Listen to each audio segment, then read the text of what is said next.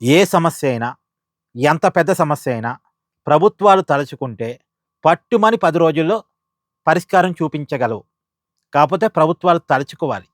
ఏ సమస్యనైనా ప్రభుత్వాలు వింటే 10 నిమిషాల్లో గూడా పరిష్కారం దొరికిద్ది. కానీ ఒక సమస్యని వినకపోతే, పట్టించుకోకపోతే, ఆ సమస్య నెలల తరబడి నానుతూనే ఉంటది. ఆ సమస్య వల్ల వచ్చే పర్యవసనాలు ప్రభుత్వాన్ని ఇబ్బంది పెడుతూనే ఉంటాయి.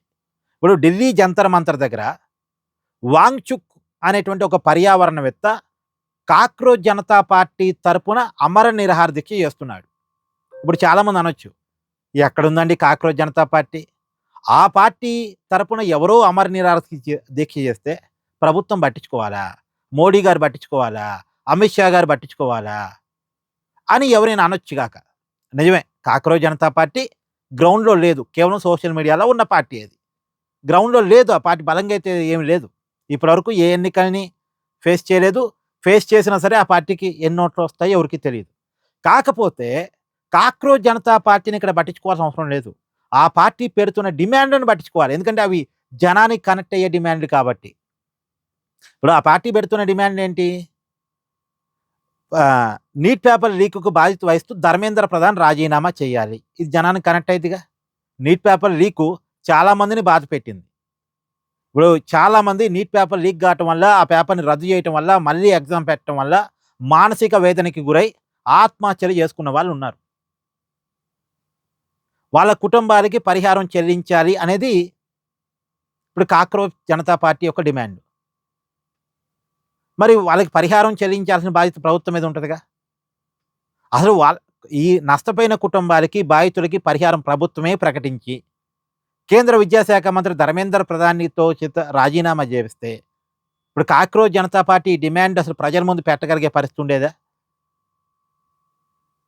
పెట్టే పరిస్థితి ఉండేది కాదు.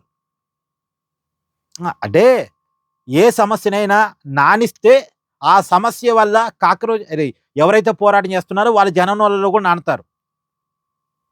ఈ సమస్యను అసలు ఎప్పుడో అడ్రెస్ చేస్తే అయిపోయేది. ఈ సమస్యకి అసలు ఇంకా ఇక్కడ దాకా వచ్చేది కాదు. నీట్ పేపర్ లీక్ అయింది. రద్దు చేశారు. మళ్ళీ ఎగ్జామ్ పెట్టారు. సరే మధ్యలో ఎవరో చనిపోయారన్నారు. వాళ్ళకేదో పరిహారం ఇస్తే అక్కడ అయిపోయేది. Issue close. అసలు ఆ సమస్యను అందరూ మర్చిపోయేవాళ్ళు. కానీ సమస్యని లైవ్‌లో పెడుతుందెవరు? ఎవడో ఒకడు పెడతా ఉంటాడు. ఇప్పుడు కాక్రోచ్ జనతా పార్టీ, కాకపోతే కాంగ్రెస్ పార్టీ, కాకపోతే కమ్యూనిస్ట్ పార్టీలు ఎవడో ఒకడు పెడతా ఉంటాడు. అందుకని సమస్యని అడ్రెస్ చేయటం నేర్చుకోవాలి ప్రభుత్వాలు. సమస్యని అడ్రెస్ చేస్తే ఇంకెవరు మాట్లాడటానికి ఉండదు. మాట్లాడినా జనం పట్టించుకోరు. ఇప్పుడు కాక్రోచ్ జనతా పార్టీ మీద ప్రేమతో కాకపోయినా సరే, ఆ పార్టీ పెడుతున్న డిమాండ్ జెన్యూన్ కాబట్టి అవి కనెక్ట్ అయిపోతాయి జనాలకి. ఆటోమేటిక్‌గా దానివల్ల కాక్రోచ్ జనతా పార్టీకి పొలిటికల్ అడ్వాంటేజ్ జరిగిద్ది.